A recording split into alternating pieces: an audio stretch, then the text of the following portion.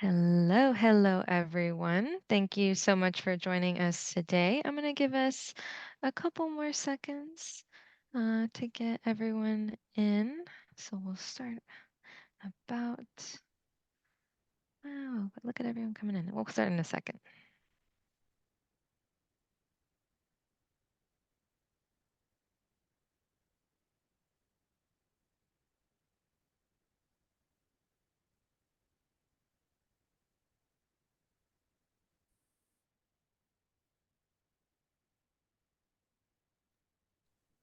All righty, we have a pretty good group in here. So good morning or afternoon, everyone. My name is Mariela Salinas, and I'm a marketing specialist here at Educate 360. Welcome to today's webinar, Collaborating Through Meaningful Influence, presented by Educate 360's Head of Leadership and Growth, Dr. Jay Pugh.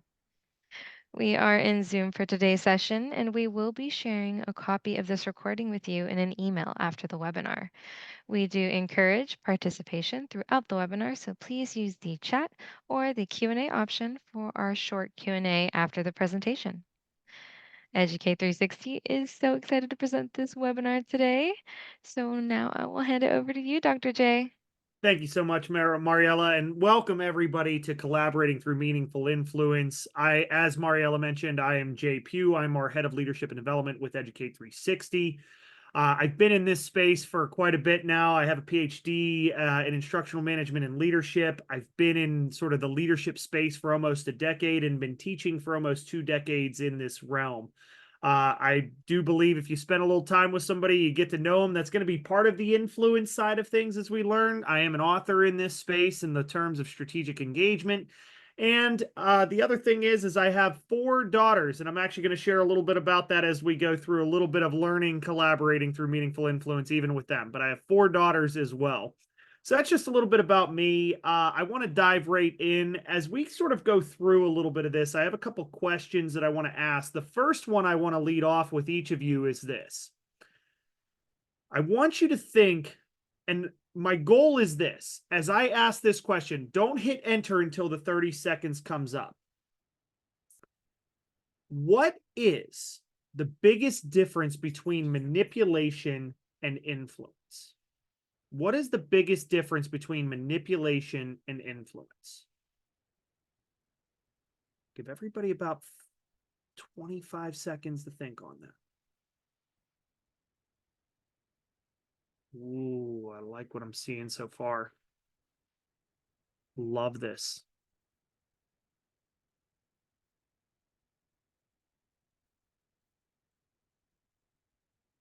Man, these are some really good answers coming in. I love what I'm seeing to where, you know, there's individuals typing like Rochelle and getting to Elizabeth, and they're discussing pieces of where intent is big. Derek mentions intent. It really does get more into motives. It does get more into a space of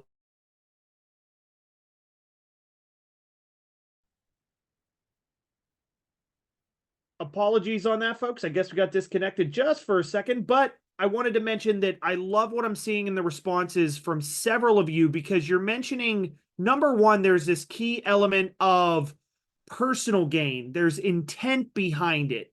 That manipulation feels worse because there's much more of a self aspect, right? There's a lack of truth or there's perception being missed.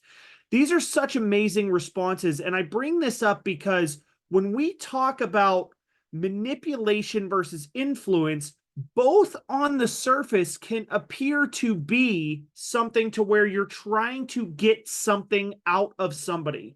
The difference is that key point of intent.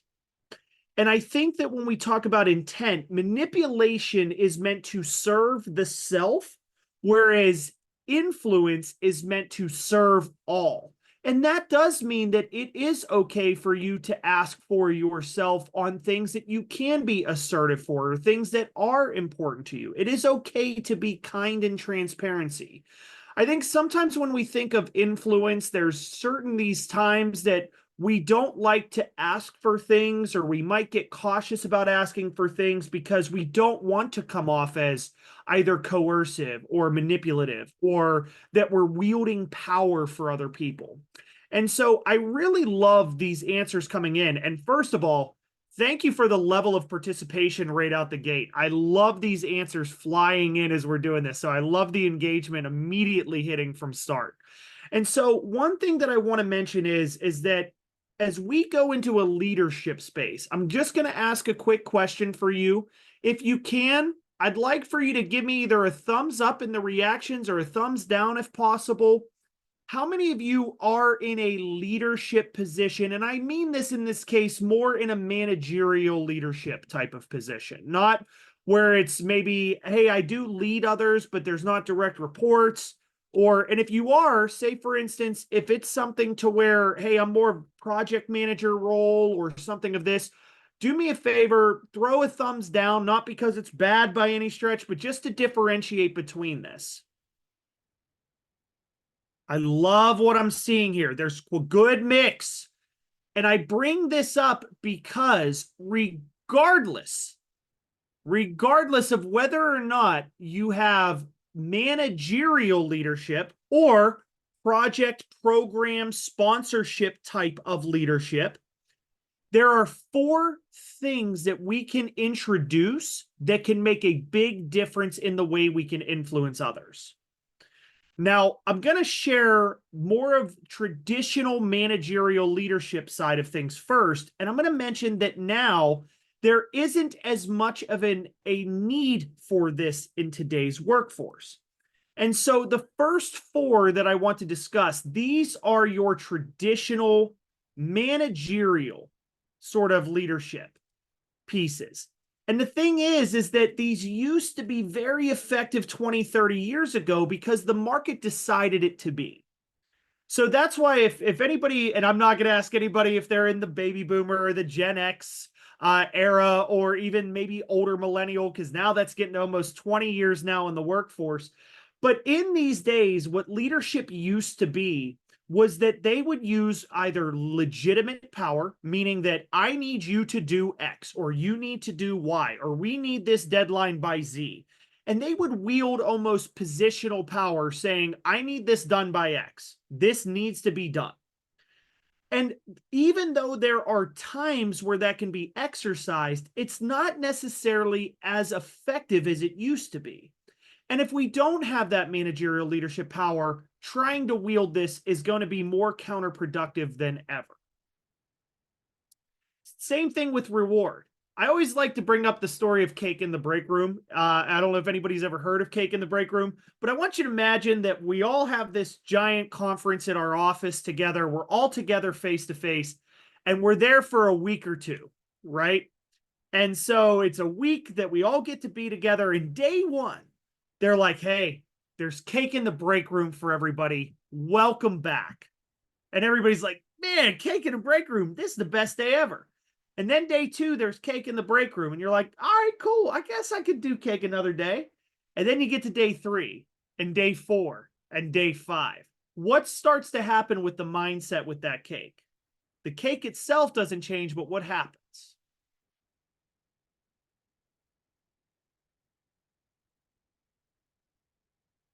It gets old. It's no longer a reward I'm seeing. This is, I'm saying, yes, it's less appealing. Blast, I like to see, gets stale. And yes, I love what G says is it starts getting taken for granted. It isn't as special. It becomes expected. It's a, oh, Russell, love the way that this is said. And Dawn, the excitement starts to wave. And Russell mentions that it's a diminished return of happiness. And this is what happens with rewards, is that if rewards get overly used in trying to be influential, it A, gets taken for granted, B, it becomes an expectation, and C, it really dismisses what happiness looks like over time. So even if we're in a leadership position, we can't continue to use this as a measure. It's good to use once in a while. It's good to allow rewards on sort of, I love that term, Jennifer, that the honeymoon's over, that sometimes there's a special need on sort of time to make sure that we can bring this to the table, but we can't over-exercise it by any stretch. It's just not as effective as it used to be as an influencing measure. Coercion. Coercion. In positional leadership, sometimes there is a need that we have to go through the process, right? To where we have to put on the manager hat and we have to do this. To me, this is such a last resort. I try to take so many other measures to try to gain motivation, to try to work with people, and really try to make sure that's the case. Coercion back 20, 30 years ago used to be able to be a great measurement tool because people couldn't go anywhere else. If people weren't happy, they would go find the old classified sections. Anybody ever remember the old classifieds? They'd go to their local newspaper, they would look it up and see what jobs were there. And if there wasn't anything, we had to put up with another day of not being happy where we currently are. Now the workforce is so open to other opportunities and it's so accessible that coercion no longer allows that to be. It's just not a measurement we can use anymore. Yeah, some of you, yeah, we're having a little bit of nostalgia in there with everybody. I love that. And so the other piece of this that we really have to be cautious about using is resources. Now, I know what you're thinking here. Wait a minute. Resources are great to have. We need to make sure that we can have things that others perceive as valuable. Absolutely, there is a need and a time and a place for it. And Pamela goes, "What's a newspaper?" I love that. And so in this case, when we get to resources, what ends up happening is that if we are not careful about knowing what resources we have, resources are finite. They can run out. And so when you don't have them, now all of a sudden we're filling a gap, right?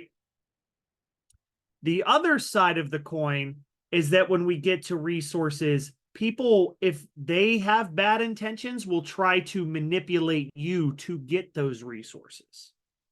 So we have to be cautious about the use of these four, especially if we are in managerial leadership, right? Especially if we're in managerial leadership. So, what do we do now?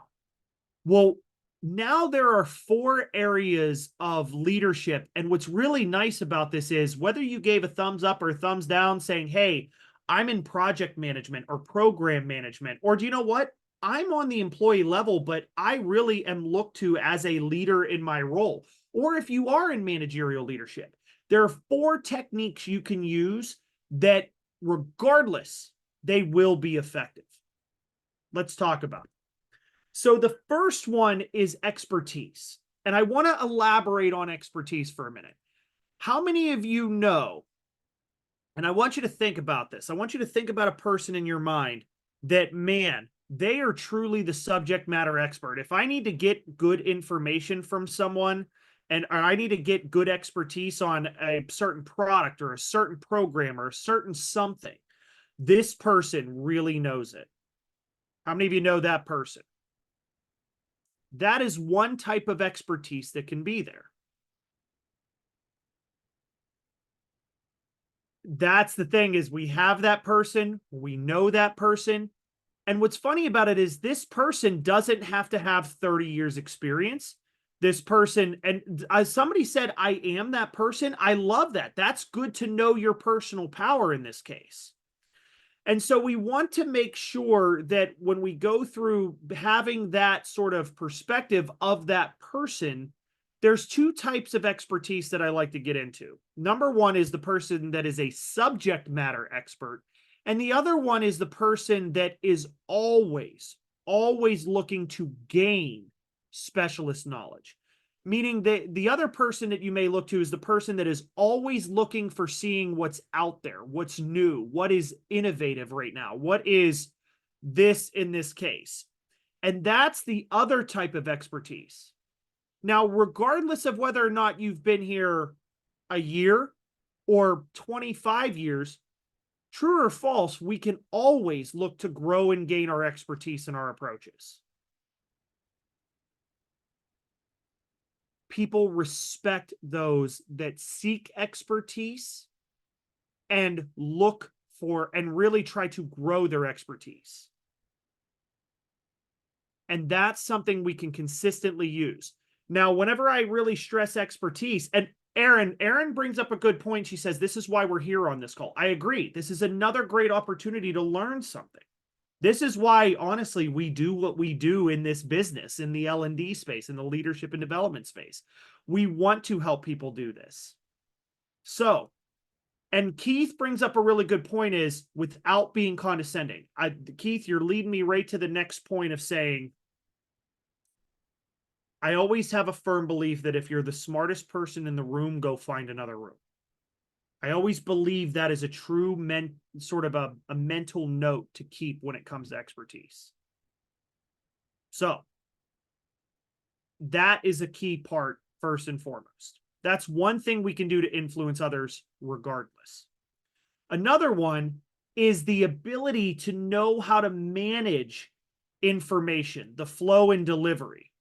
How many of you work with somebody that, man, when they speak, everything is crystal clear? Every time they speak, you're captivated by them. Every time they speak, you're just like, oh, I could listen to this person all day. They just have this knack. I've one person. Thank you. I appreciate that. I'm glad we're appreciating the energy. That's awesome. And Jennifer, I liked it in previous lives. That's the thing too, is can we work on our delivery and our ability to engage other people, our ability to master engagement, to connect with people, to really be able to generate information and really make it powerful when we communicate. We certainly can. That's a second one. The third one is referent. This is your ability to truly build strong, high trust relationships. I always say that these type of people are the ones that are the shoulders, the true ears. When they listen, they don't just listen with their ears, they listen with their whole body. They are amazing active listeners. They're very good at understanding problems. They listen very well to others, and they are some of the most supportive and emotionally intelligent people that are out there. How many of you know that person? I go to this person when I need to vent. I go to this person when I need to confide. I go to this person whenever I need to really just work through a problem I can't seem to work through. And I like what I love in this answers as they're coming through is there's some of you that whenever I've said expertise, you've said, that's me. And then there's others where you're talking referent and you're like, that's me. And there's others when you're saying, look, I might be the expertise person, but I have people on my team that are the referent person. And that's what I want you to understand in your whole team dynamic is being able to identify who those key players are. And no, and Dave, the goal isn't to boast. That's not the goal. You're absolutely right here. The goal is to identify which pieces of those that can be able to help navigate problems. And that's what I want us to sort of understand. Yeah, and it is. It's pulling the team together that meets all four of those influential powers. And the other one is the network person. This is the person that is amazing at breaking down organizational silos. They're great about building in partnerships and connections that they have with other areas. Hey, I might not be the person here, but I want to bring in this person who I know can be more effective. Right? Breaking down the silos. That is somebody that is a true power of influences. They have this ability to work across several areas. So, what I'd like for you to do, and we're going to do this as a very, very brief activity, very brief. I want you to take a moment, and I wanted you that if you had to rank, one being like, this is my go-to. This is where I know I go to sort of the fourth one being like, I don't exercise this as much as I need to. So I'll model this for you and I'll type this out just so that you can all see this. In my order of where I find my influential power, personal power to be, this is actually the way that I would rank this.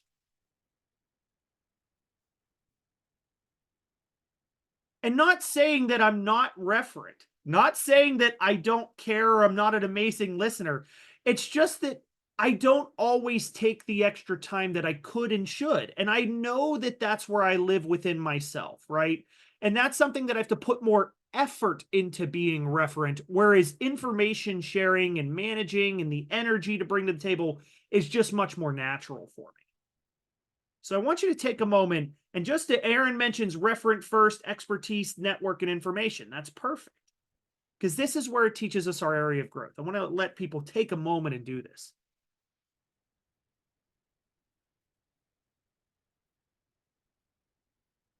Love what I'm seeing in this chat. There's some that are leading more with information, some that are leading more with expertise, others leading. This is perfect. What I love that we're doing here is we're taking a little bit of an introspection to say, this is what I know I can bring to the table naturally to be more influential. This is what you know you're bringing to the table more naturally.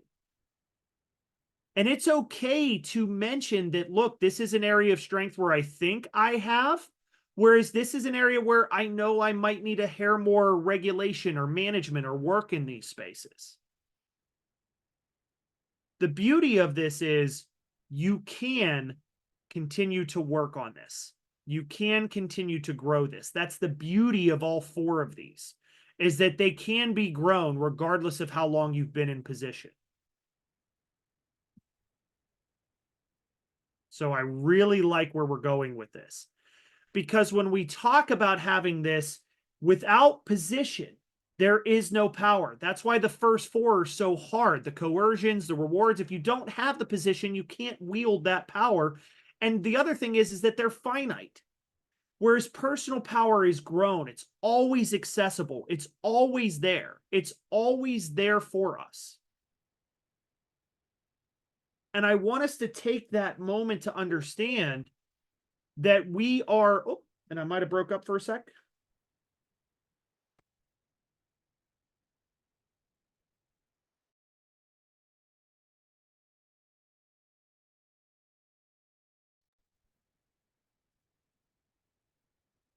Apologies, folks, if I broke up there. I'm not sure where the disconnect happened, but just doing a quick sound check if you can hear me okay, and then we're going to dive right back in.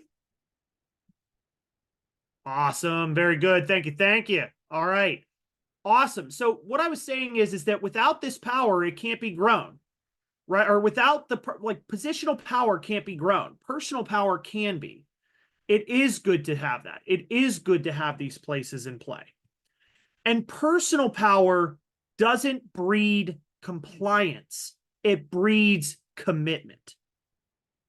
People will go to the end of the earth for something that is, when they know that it's much more personal than just, I need this transactionally.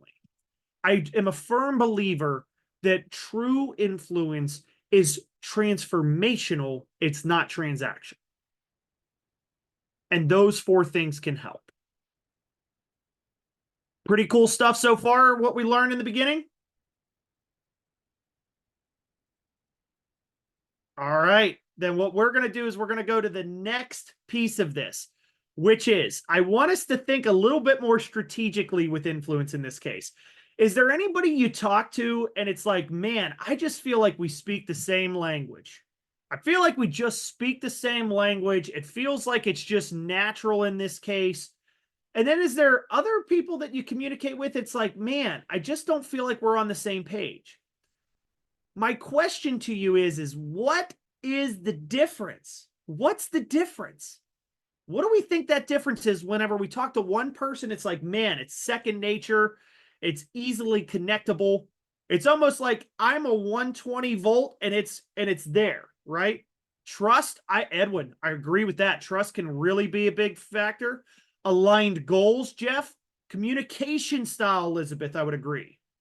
Knowledge and trust, technological alignment, similar work ethic, it can be, Brenda, absolutely. Different power needs, communication styles, trust, passions, backgrounds, differences. That's a big thing that I want us to understand here is I really want us to understand, and generational differences. We have whole webinars we've done on this and whole classes. I wanted to let you know we do 1 and 2 day classes on all of these areas. Generational differences. We do this on influence when it's resistance, navigating difficult conversations, mastering engagement. We do this in a lot of the spaces because we see what's inside of what makes people tick. And I love being able to share this. So I want us to talk a little bit about what goes on from a psychological approach of what's underneath. The first thing that goes into play, and if I may, I'm going to share a little bit more of a personal story. I've been married about over 15 years. I've been with my wife for about 18 or 19 years. And once in a while, I fall into what is called the trap. The trap. And the trap is my wife may be frustrated about something.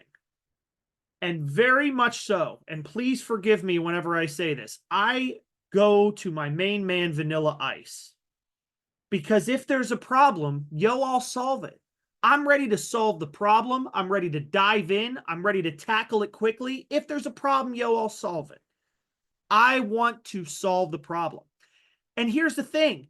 I may know what that problem is. I may get the situation, and I may really do have the right solution. But why is it not a good solution? Why does it not work out when that trap happens?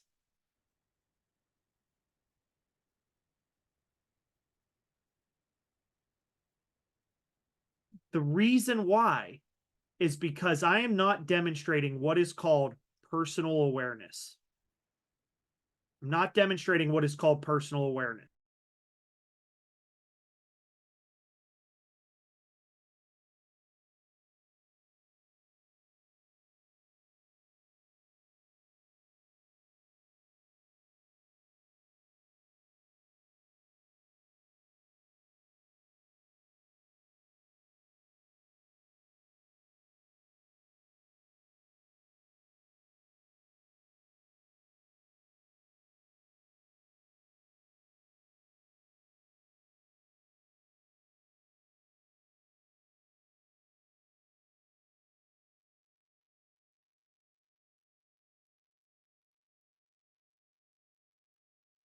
Hey there, Mariella. Can you give me the screen sharing rights? For some reason, it got kicked out. So give that a moment. I will re-share the screen. Sorry, as I know, it felt like there was some key momentum. We're going to keep that ball rolling, though. All right, we got screen sharing capability. We are back. So in this case, I'm not sure what's happening there, but we're going to keep that navigating. So whenever we talk about the idea of when I fall into this trap, one of the biggest reasons is because I am, and this is what I love that I'm seeing from Derek. Derek says after 25 years married, he goes, "Are you venting or do you want help with a solution?" And this is where a big thing comes in. And what you're demonstrating here, Derek, is what is known as personal awareness. We have to take a moment. And this is Mark Goulston, who wrote the book Real Influence. And the challenge is that we have to demonstrate personal awareness. We need to make sure we understand the deeper pain points behind why something is what it is.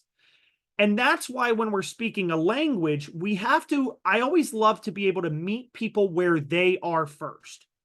So I will say that with that said, my wife and I really have a great communication language, because if she is frustrated, I don't go into problem solving mode. I stop, collaborate, and listen. I take a different approach to Vanilla Ice. I stop, collaborate, and listen. And so what I do is I take a step back and I really want to gather what it is, and I just listen. I'm not there to solve. However, if my wife is working with me on a problem, it goes the opposite way. She doesn't go to empathy. She doesn't go to that. She asks key questions to help try to navigate problem solving. And I think because of that, we take this approach that it feels like we're able to speak the same language, even though we might not traditionally do so. So the first rule of thumb I want to make sure you have in your mind is every time that I'm communicating with somebody, am I demonstrating personal awareness?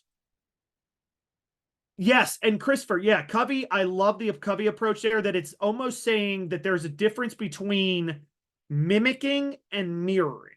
And mirroring is your ability to demonstrate in your own words you get them. You don't just get it, you get them. So that's a big piece on what I like to make sure we go through. The other thing that I try to spend time with, and I really do recommend this if you can, I always really pay attention to what people's VIPs are. I've really spent a lot of time over the last 10 to 15 years evaluating what values, interests, and preferences are for people. I really try to map those out for others. I've spent a lot of time really coming to the conclusion that what is clear to me is not going to be clear to you. So I need to take time to discover what it is you truly value, what it is that gets you to perk up in communication, and what are your preferences to communication. So I'm going to break this down. I'm actually going to go in a backwards order this time to start. I'm actually going to start with preferences first. I want you to think about this first and foremost is peak times and weak times. And has anybody ever heard of social battery theory by chance? Social battery theory. If not, you can give me a thumbs down. No worries on that. Yes. Oh, good.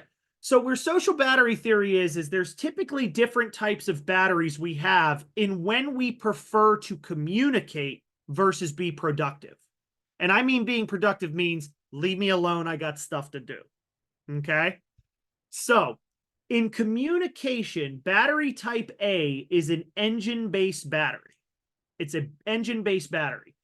And these are the people that when you communicate with them, they typically say, I need to get my coffee. I need to get my Starbucks or my Dunks, my Dunkin' Donuts. I need to get something in. I need to get something in so I can get the motor running first.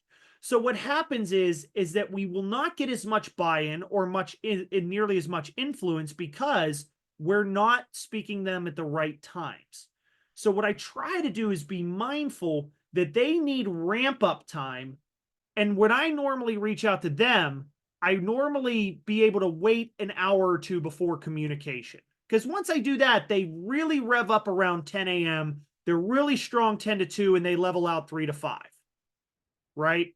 So this is your engine-based battery. Anybody willing to admit right off the gate that that sounds like I hit you clean in the soul? It's like that. Yeah, that one speaks my language. Very good. And some people are like, that's it. And others are like, no, no, no, no, no. That's not where I am. And I like that some people are where that is. And so this is where this comes into play. That's a battery type A. I am not a battery type A. I am a battery type B. And battery type B is a cell phone battery. And what that means is I start at 100%. I'm ready to meet at 5, 6 in the morning if you want to. I will absolutely do that. But if you try to schedule a meeting with me at near the end of the day, 4 o'clock, 4:30, I don't have the brain space capacity or anything else. I am trying to wrap up my day and get things taken care of. And what that means is that any interaction I have is going to drain the battery. So if there is something you need from me, make sure we're coming ready in advance. We're coming ready to use, right? And that's what I want us to understand is that this is the cell phone battery. I am a B battery person. And I know that I have my boss. I will tell you right now, my boss is a battery A type person.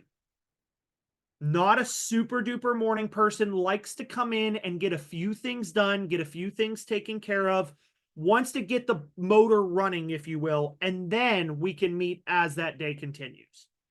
But I am definitely a battery B. So we work well with each other because we understand that. Yeah, Edwin, I'm running. I run 4 to 5 days a week and it's normally early in the morning. Yes. Now, is there anybody on here that's like, my battery doesn't, you didn't quite hit my battery yet? Why is that?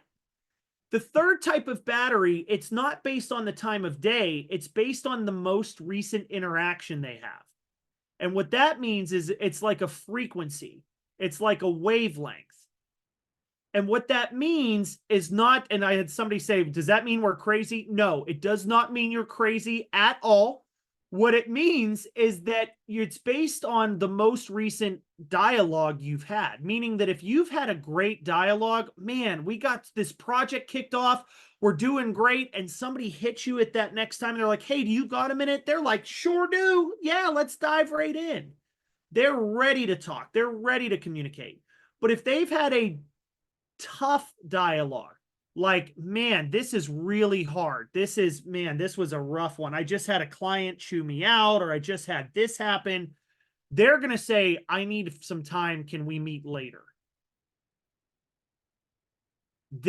What I liked it, the reason why I call it battery C is because we need to check in with those batteries.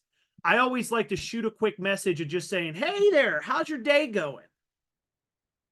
And if they're like, oh, I've got a million things on my plate, my next message is, hey, I'm sorry to hear that. When we get time a little later today, I was hoping to see if we can catch up.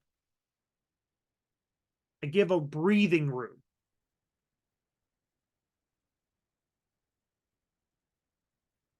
And Dave, I like that when we say that I can be whoever I need to for others.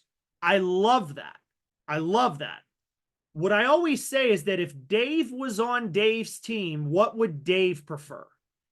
Because it's okay. This is a big thing in influence, is that it is okay to be kind in your transparency with others. It is okay to communicate where you live a little bit more. Yes, what Derek mentions, do you have a low battery category? If we feel like we're running on low battery because we're just feeling exhausted, we do have other courses on mental resilience and mindfulness. We do have courses in that space, yes. But I always try to be mindful of people's peak times and weak times. I know where I have two directors that report to me. I know exactly what their preferences are. I know what my boss's preferences are. I know what fellow leaders' what theirs are. I try to get to know every person I communicate. I really try to pay attention to when they prefer to communicate most. The more mindful we are, the more likely we are to get buy-in. Next is interests. Interests are not, how was your weekend? How many of you are the how was your weekend person? I always say that on the surface level, there's always two types of people that exist. There's the people that truly, truly want to know all the details. How was your weekend? And there's others that are like, I don't want to share my weekend. My weekend already happened. I'm good.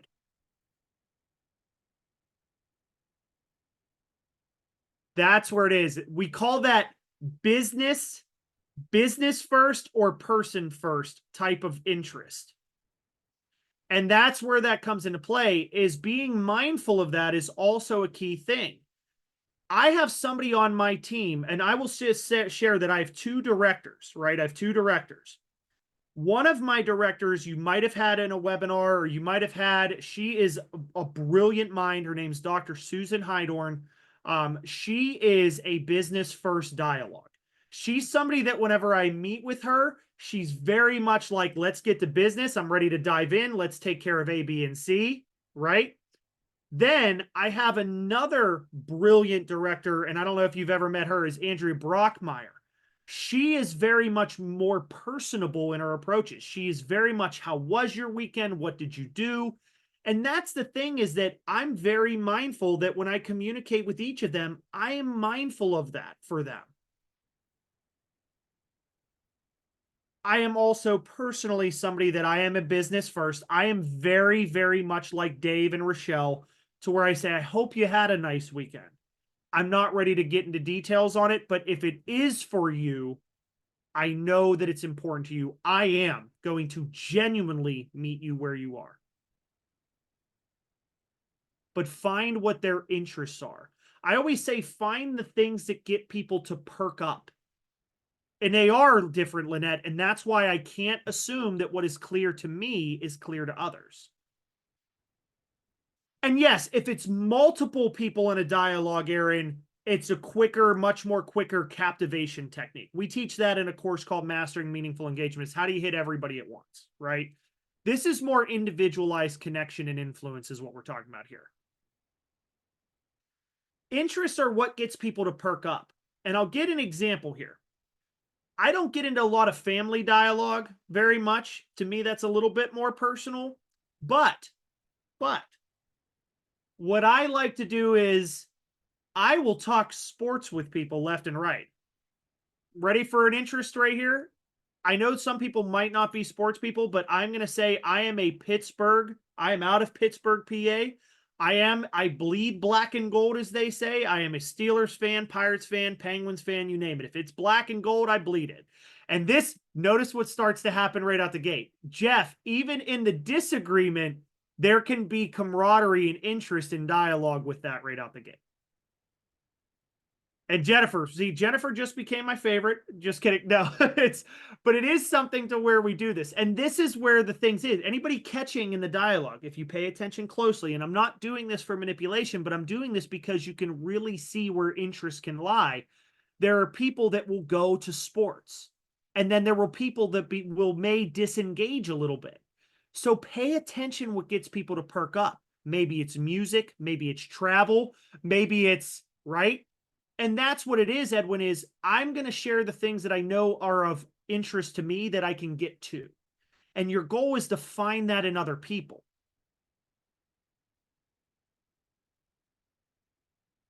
So these are things that I try to be mindful of as we go through this. These are things, food, yes, dogs, right? Absolutely. It can be pets. And that's where this comes into play, is that being able to understand sort of this dynamic of what it is that gets people to perk up, what gets people to communicate versus what gets people to sort of have these 3-word conversations and move on. Pay close attention to that. And here's the rule of thumb, folks. If you use any of this for manipulation, you will bury your reputation. Your goal is to do this to build better rapport, to build mutual respect, to build stronger dialogue. And Dawn, that's perfect. If you ask about a specific activity, and that's the thing is, now let's use this as an example, right? If I'm a person that, Dawn, I'm in for that, I'm going to say, oh yeah, I took the kids and did this and went there. You're going to know that that's going to get me to perk up. But if it's something to where I'm having a specific activity, I'm like, yep, took the kids to the lake. All of a sudden that might be oh wait, that's not something that gets them to perk up there. So it's really just reading the individual and reading what gets them to speak up more in that communication. I love that.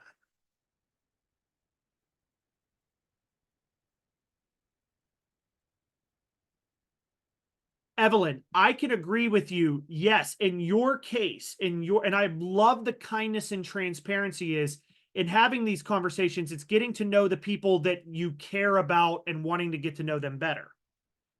How many of you are people that, and this is, Christopher, you took the words right out of my mouth, right? There's some people that you get the whole story, and then there's some you get the 1-sentence answers. How many of you prefer that your personal life and your professional life are 2 different areas?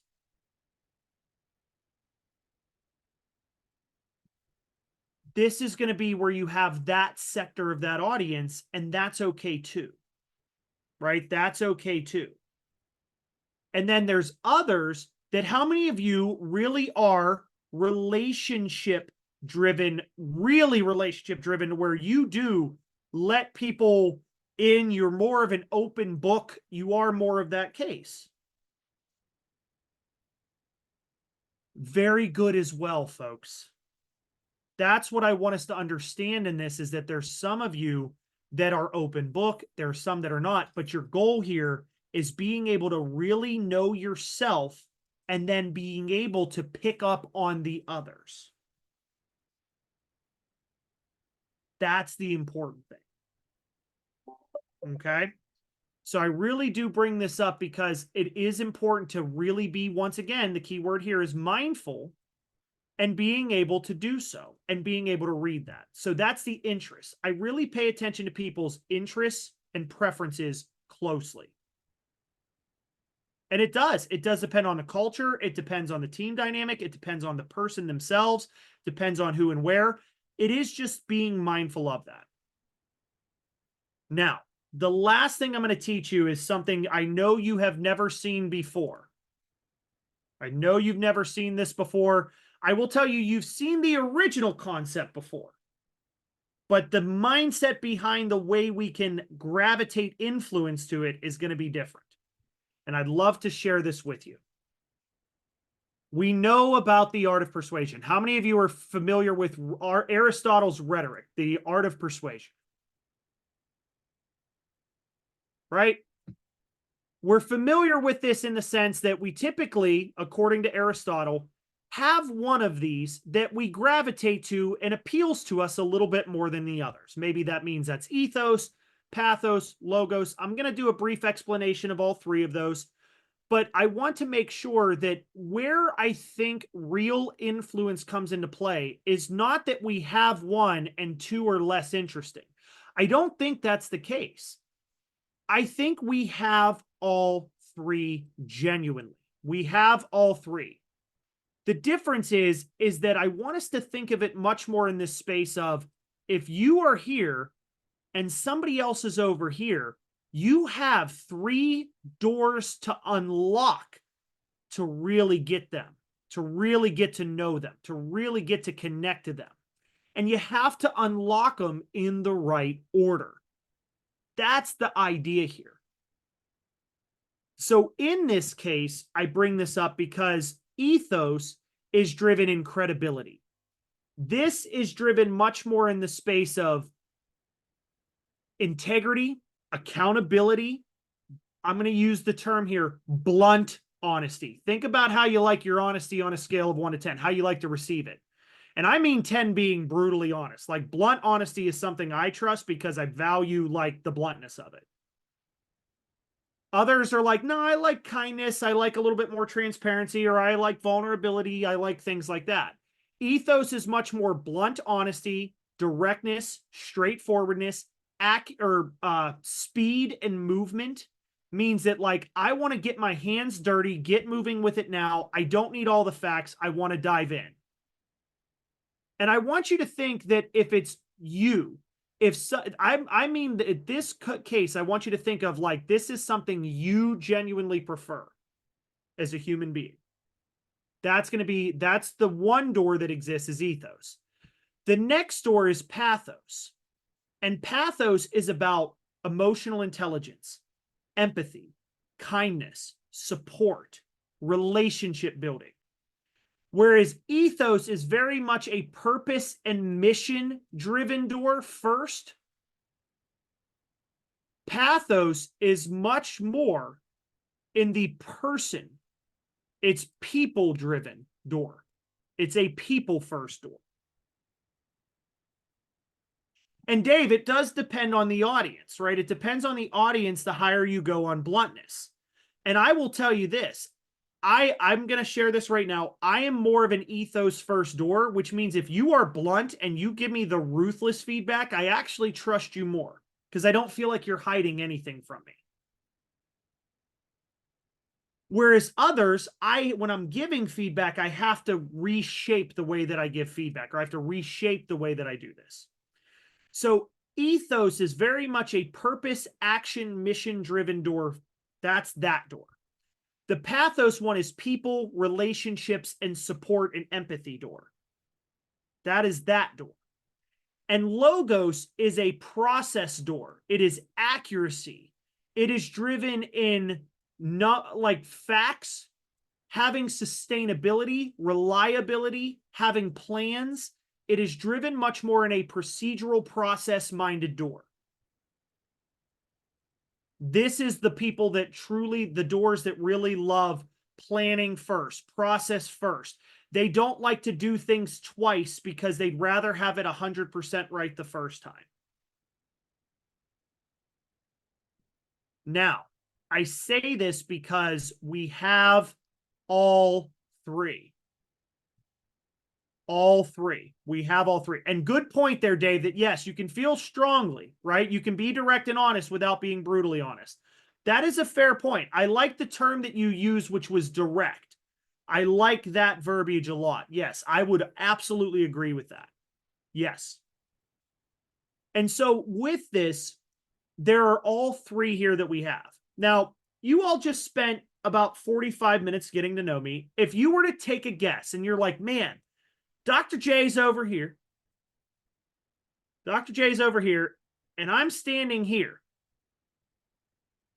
What doors do you need to open, do you think, to connect to me? What's the first door you need to connect to me?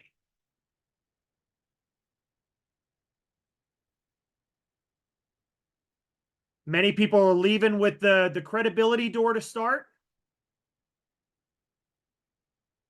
Very good, right? And here's the thing. My first door is an ethos-driven door. It is an ethos-driven door. Next, and this is going to shock some people, and this is why I always believe that it's okay to be kind and transparency. My next door, once I really understand that there's credibility, that there's action, there's mission, I am then looking towards a plan. Does that mean that I do not care about people? Absolutely not. I do. It is just my final door. It is my final door. So for me, if you're going to get buy-in and you're going to speak my language, you're going to need to speak purpose first, process second, people third. That's what we call an ELP door. And possibly so, right? So I want you to evaluate, which door do you think is your first door? Which door do you think is maybe your final door that's least natural, but you do value it? Derek says, I resemble that remark from Jennifer Engineers, right? And here's what I'm going to say. Ready? So what door, if you had to say, like, for instance, my door, if I was typing it out, would be ELP. And I like Aaron says PLE. Aaron, I married a PLE. I married a PLE. Some say LPEs, LEPs.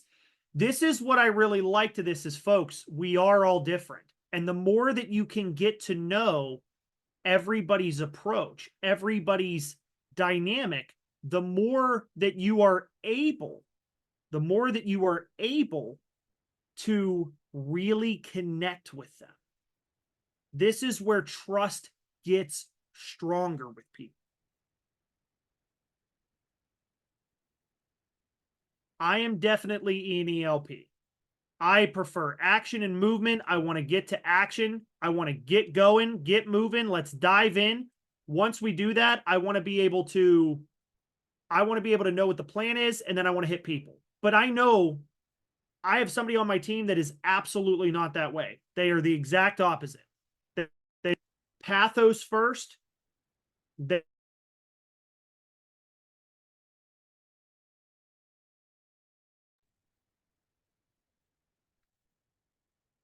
want to know people first.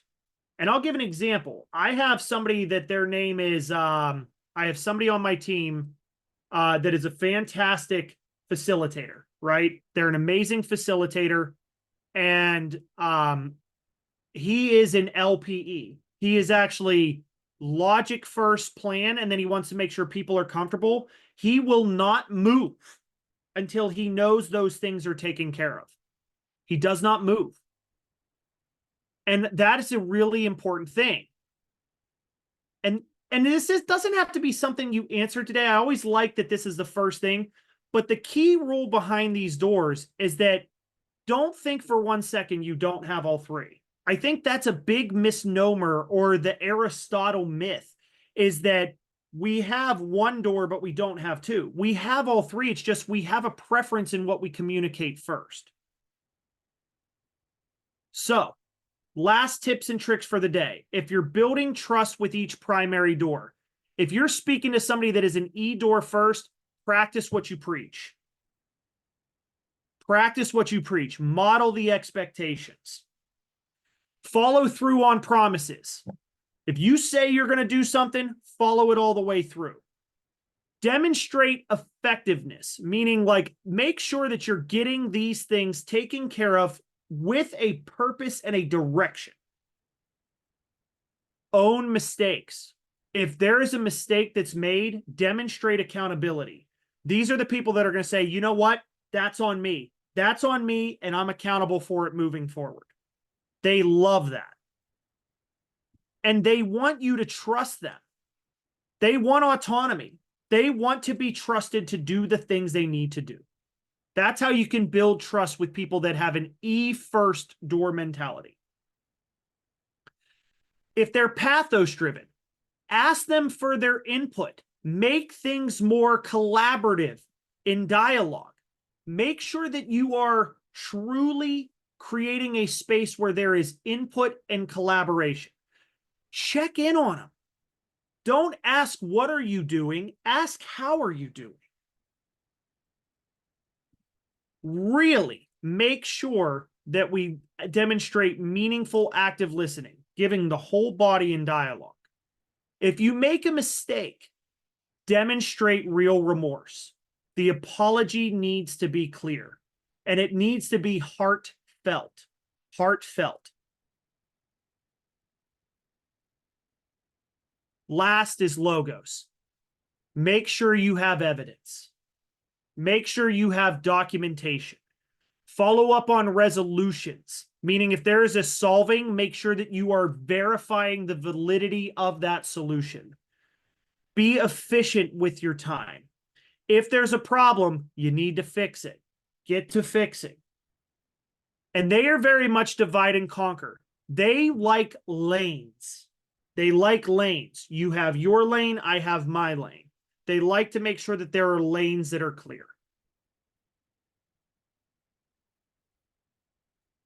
Pretty cool stuff, folks. There's a whole new world to influence that we are diving deep in. Now, I say this and we have a couple of minutes for Q&A. The course, if you're interested on more of this, and Mariella's going to send out something at the end of this for you all, that if you are interested, we have 2 classes that gear in this space. One is extending your sphere of influence. Another is influencing without authority. If there was a third, there's mastering meaningful engagement. Those are the 3 courses that really dive into this space. So if you can, stay on for just another moment or two. I'm going to pass the mic back over to Mariella and make sure we can get this. Awesome. Thank you so much, Dr. J. Yeah, we had a couple of questions about the recording. We will follow up with the recording in an email after the webinar, so no worries about that. I do see we got 2 minutes, and we got a question that came in here. So if you have any Yeah. other ones, please throw them in the chat real quick. How do you get back on track after a communication rift has taken place? This is a good question, Suzanne. I love this question. And typically we teach some techniques on resistance. One thing that I work on is that if there's a rift, the first thing that I do is, and I share this sort of in my own writing, that if we're going to rebuild trust, the first thing is I have to create. So I follow something called cure. I create a space. I create a space that is open. If I can't create that first, we're not going to be able to move, right? The next thing that I do is I really take time to understand the deeper pain that's occurring. That is something I spend time with. I really take time to understand the deeper pain, and I mirror what that deeper pain is. The next thing that I get into is I really look at being able to reconsider my approach. I take a moment to say, you know what? I might need to reconsider how I'm approaching this. And I take moment of vulnerability in this. And the last thing that I do is I really try to make sure that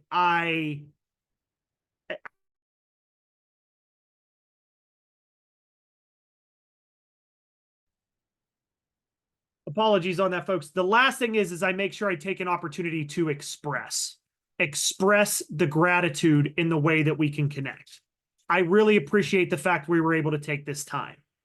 So I want to create a space. I want to understand the deeper pain.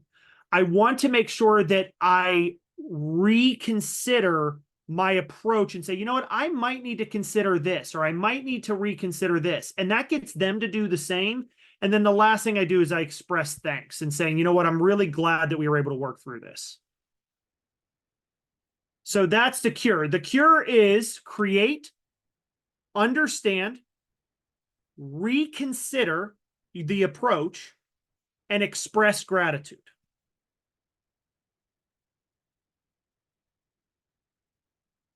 Awesome. I think that will be our last question here. We had a bunch of thank yous and this was an awesome session. So thank you so much, Dr. J. This was truly a really good session and a lot of fantastic info for our audience. And if anyone here needs any more info on this topic, just like Dr. J said, you can visit us at newhorizons.com. And if you missed out on the session, we'll send that recording over to you. Thanks again, Excellent. Dr. J. Thank you all. I appreciate your time. Awesome. Thanks again for joining us, everyone. Enjoy the rest of your day, and we'll see you soon. Bye.